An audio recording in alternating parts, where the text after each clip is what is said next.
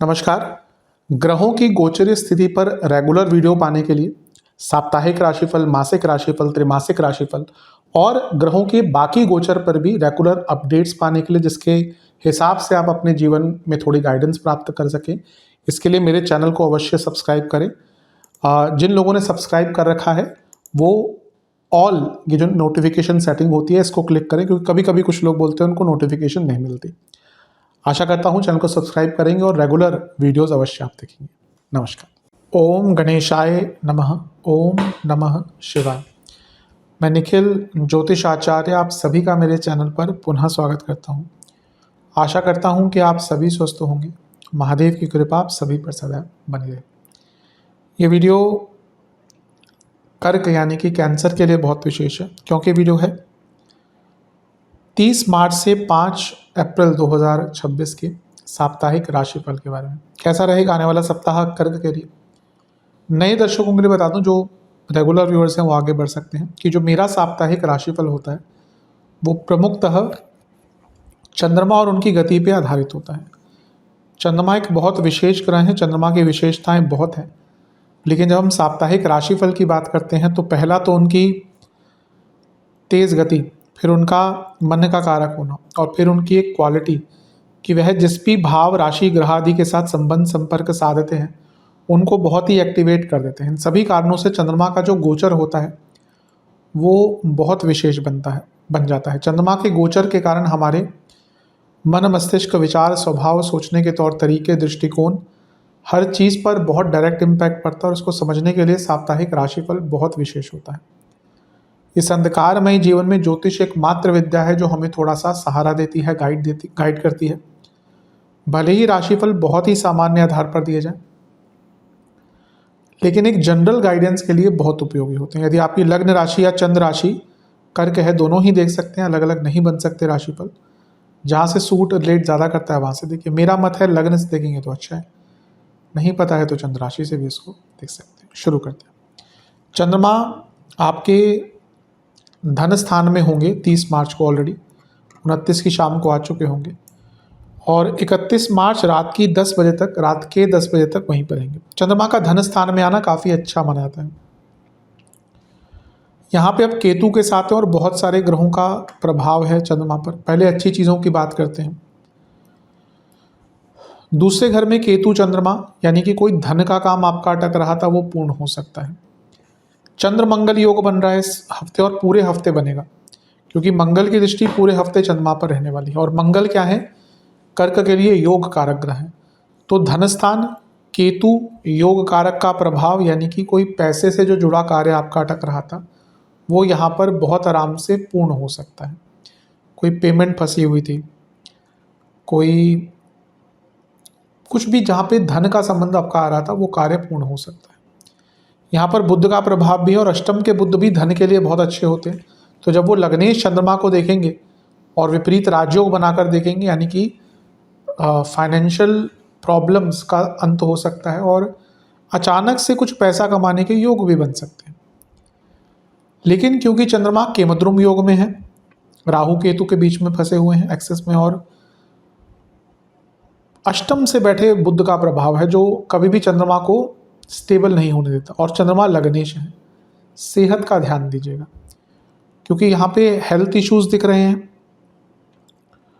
गुप्त शत्रु एक्टिव दिख रहे हैं और चोट चपेट के कारक भी, क्योंकि मंगल और केतु दोनों का प्रभाव लग्नेश पर है। मैं हमेशा कहता हूँ चंद्रमा हर व्यक्ति पर प्रभाव डालते हैं, लेकिन सबसे ज़्यादा इम्पैक्ट हमेशा कर्क वालों पे ही होता है, क्योंकि उनके लग्नेश है। इसलिए चोट चपेट, इंजरीज, एक्सीडेंट्स, इनका योग आपका हफ्ते के शुरुआती भाग में बना हुआ है। पैसा रुका हुआ आ सकता है, लेकिन कोई सडन इन्वेस्टमेंट्स ना करें। कार्य क्षेत्र में कम बोलें। नवांश कुंडली, आप अपने पॉइंट्स रखा कीजिए। ऐसा लगता है कि पिछले कुछ टाइम में आप अपने पॉइंट्स नहीं रख रहे। देखिए, आप अपने पॉइंट्स नहीं रखेंगे इस चक्कर में कि कई लोग किसी को बुरा ना लग जाए या मैं कुछ गलत ना बोल दूँ, उस चक्कर में क्या होगा ना, आपकी इमेज खराब हो जाती है। कई बार लोगों को लगता है कर्क वाले जातक they don't care, while they do, they while they do, पर क्योंकि वो बोलते नहीं है, वो व्यक्त नहीं करते, लोग उनको बहुत लाइटली लेते हैं।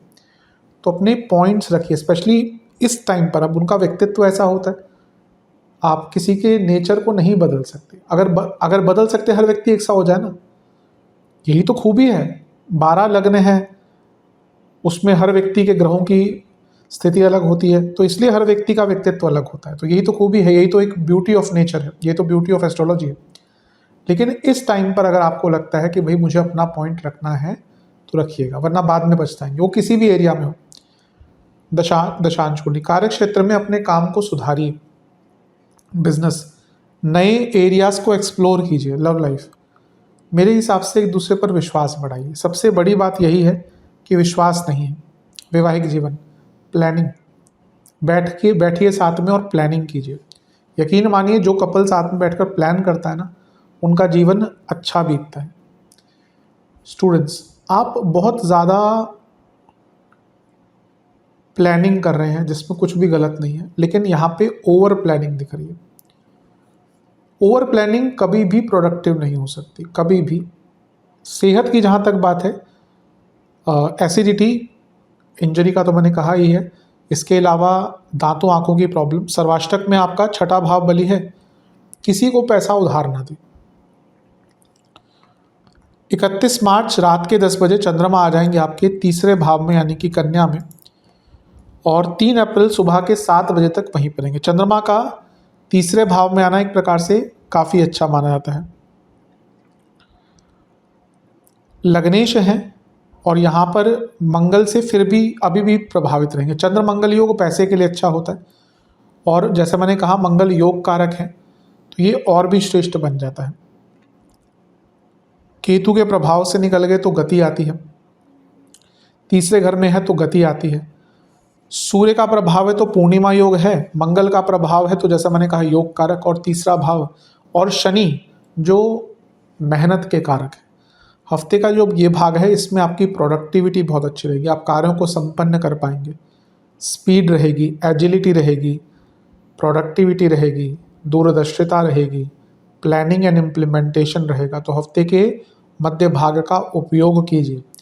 यहाँ से चंद्रमा देखेंगे भाग्य स्थान को, भाग्य स्थान से 2 ग्रह शनि और सूर्य क्या है आपके धनेश भी हैं, तो धन का भी लाभ होता हुआ दिख रहा है। और जैसे मैंने कहा तीसरा घर और मंगल और चंद्रमा, यानी कि गति, स्पीड इनटू मैनी टाइम्स, तो आपके जो कार्य नहीं हो रहे थे वो यहाँ पे पूर्ण हो सकते हैं।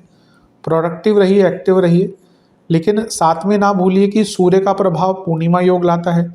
सूर्य भी क्रूर तत्व के ग्रह, शनि भी और मंगल भी, तो इन सबका प्रभाव जब चंद्रमा पर रहेगा तो ये अति उत्सुकता भी दिखाता है, और ओवर कम्युनिकेशन भी दिखाता है, और ओवर कमिटमेंट भी दिखाता है। इन चीज़ों से बचिएगा। नवांश कुंडली, अपने शब्दों का चयन बहुत ध्यानपूर्वक तरीके से करना है। दशांश कुंडली, कार्य क्षेत्र में अगर कुछ नहीं कर सकते तो उसके लिए बोल दीजिए और उसको ठीक करने का प्रयत्न कीजिए। कभी कभी व्यक्ति को ना ऐसा लगता है कि मैं सब खुद कर लूँगा, मदद नहीं लेते, और वो काम को ख़राब कर देते हैं। बिजनेस में तो मैं यही कहूँगा कि आप थोड़ा सा ना अपने रिसर्च आदि पर काम कीजिए बिजनेस में। लव लाइफ में एक ही दिक्कत दिख रही है कि एक समन्वय नहीं है। मतलब कि आप अगर मुंबई जाने की बात करते हैं तो आपके पार्टनर बोलते हैं मुझे असम जाना है, या मुझे आप वेस्ट की बात करें तो वो ईस्ट की बात करते हैं। मतलब कि दोनों के बीच में बिल्कुल भी समन्वय नहीं है। Be on the same page, at least on something. वैवाहिक जीवन, सेक्रीफाइस कीजिए अपने पार्टनर के साथ टाइम बिताने के लिए। ऐसा लग रहा है कि एफर्ट्स नहीं आ रहे आपके साइड से। आज के टाइम में एफर्ट्स दिखने चाहिए। पहले शायद पता था कि हाँ व्यक्ति एफर्ट्स कर रहा है, आज के टाइम में एफर्ट्स दिखने भी चाहिए और उसको दिखाना भी चाहिए कि भैया इंस्टाग्राम पर आ जाए कि हाँ मेरे पार्टनर मिल ली, ये करते हैं। आजकल वो ज़्यादा इंपॉर्टेंट हो जाता है। जो भी है, समय बदलता है, तो जो भी अपने पार्टनर के लिए एफर्ट्स दिखाइए। स्टूडेंट्स, आप अपने टाइम को बहुत वेस्ट करते हैं ऐसे लोगों के कारण जो आपके आसपास हैं। ना कहना सीख लीजिए। ये अब मैं कई बार बताता हूँ इस चीज़ को, अगर ये कर्क वाले लोग ना कहना सीख जाए ना, इनका जीवन बहुत अच्छा हो जाएगा। प्रॉब्लम ये है, दे आर पीपल प्लीजर, उनसे ना नहीं बोला जाता। मन में हो रहा होता है कि ना बोलूँगा, बोलूँगी, वो ना मुख से निकलते निकलते हाँ हो जाता है। ठीक है आ जाऊँगा, ठीक है आ जाऊँगी, ठीक है कर लेंगे, मन में है नहीं करना, पर नहीं बोला जाता उनसे। मैंने कहा ना नेचर होता है, तो इस टाइम पे एटलीस्ट किसी ऐसी कमिटमेंट से बचिएगा स्टूडेंट्स जो आपको आगे चलकर दुविधा दे। सेहत के दृष्टिकोण से गले की प्रॉब्लम, नसों की प्रॉब्लम, ईएनटी इन्फेक्शन, सर्वाष्टक में आपका पंचम भाव बली है। आप थोड़ा अगर प्रयत्न कर सके ना तो थोड़ा मेडिटेशन कीजिए इस टाइम पे, क्योंकि यहाँ पे ऊर्जा ज़्यादा दिख रही है और अगर आपने अपने आप को, अपनी ऊर्जा को सही डायरेक्शन में नहीं लगाया तो दिक्कत होगी। 3 अप्रैल सुबह के 7 बजे चंद्रमा आ जाएंगे आपके चौथे घर में तुला में और सप्ताह के अंत तक यहीं पर रहेंगे। इससे एक दिन पहले मंगल का गोचर हो चुका होगा और मंगल भी आपके नवम में आ जाएंगे। मंगल का प्रभाव चंद्रमा पर होगा। चंद्र मंगल योग अभी भी बन रहा है और क्योंकि चंद्रमा चौथे घर में है प्रॉपर्टी के भाव में और प्रॉपर्टी के कारक देख रहे हैं तो ये पूरा हफ्ता कह सकते हैं, स्पेशली अंतिम भाग प्रॉपर्टी के लिए बहुत अच्छा है। चंद्र मंगल योग बन रहा है। मंगल दशमेश है, पंचमेश है, चंद्रमा लग्नेश है। क्रिएटिविटी, प्रोडक्टिविटी, उपयोगिता, कार्यों को पूर्ण करना, हर चीज़ अच्छा है। बल्कि देखिए चंद्रमा पर तो 4 ग्रहों का प्रभाव है हफ्ते के अंत में, गुरु, शुक्र, मंगल, राहु, 4 ग्रहों का प्रभाव। पहले इसके अच्छे पहलू को देख लेते हैं। गुरु और राहु 8 और 12 से देख रहे हैं या 12 और 8 से जो भी है, तो ये बदलाव का मौका देता है। किसमें? सोच में। आप अपनी सोच बदलकर अपनी प्रॉब्लम से निकल सकते हैं।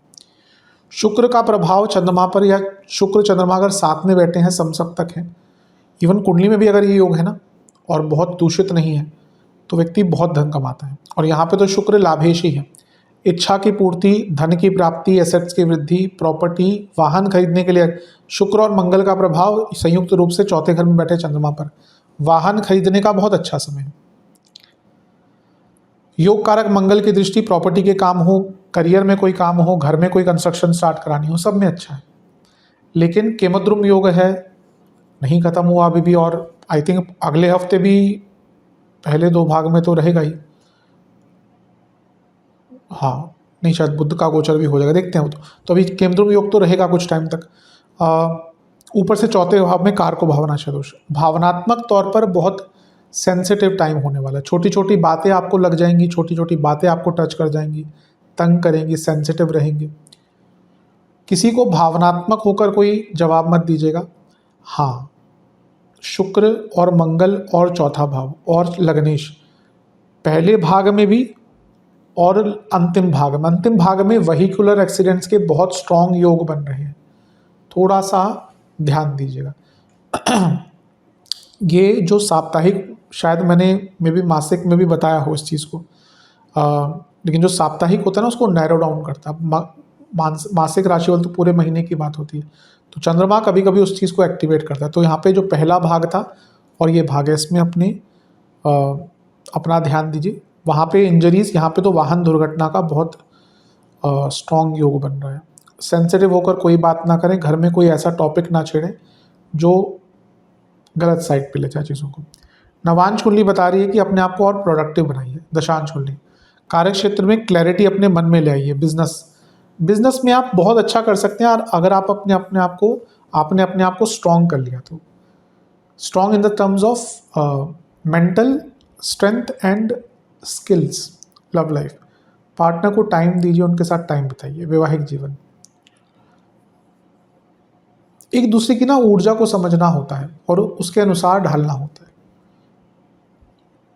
अधिकतम लोग वैवाहिक जीवन में बंधने के बाद उनको लगता है कि हम फंस गए। बहुत लोगों को मैं जानता हूँ क्योंकि मैं आए रोज़ लोगों से बात करता हूँ।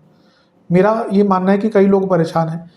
मैंने एक बार बोला भी था कि अगर लीगल कंपल्शन हटा दिया जाए, a large number of married people, अगर उसमें कोई लीगल कंपल्शन ना हो, अलग होना चाहेंगे।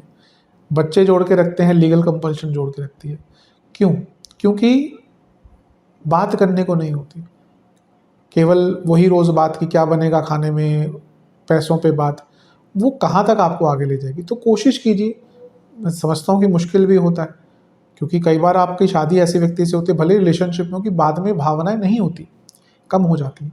तो इसमें एफर्ट्स लगाने पड़ते, तो अपनी साइड से एफर्ट्स लगाइए। स्टूडेंट्स से मैं एक ही चीज़ कहूँगा कि थोड़ा रिवीजन पर ध्यान दीजिए। अभी लगता है कि आपका ना जो बेस है, बुनियाद है, वो बहुत अच्छी नहीं है। सेहत के हिसाब से इन्फेक्शंस, ब्रीदिंग इश्यूज, कफ की प्रॉब्लम, सर्वाष्टक में आपका सप्तम भाव बली है। बिजनेस में रिसर्च कीजिए, बहुत आगे बढ़ पाएंगे। थोड़ा रिकॉग्निशन कार्य क्षेत्र में मिल सकती है। उपाय के स्वरूप में महादेव का कच्चे दूध और गंगा जल मिलाकर अभिषेक करें, चंदन का विलेपन करें और ओम कपालिने नमः इस मंत्र का 21 बार जाप करें। आशा करता हूँ वीडियो काम आएगी। चैनल पर नए हैं सब्सक्राइब कीजिए, वीडियो को लाइक कीजिए। मिलता हूँ अगली वीडियो में, तब तक के लिए ओम नमः शिवाय।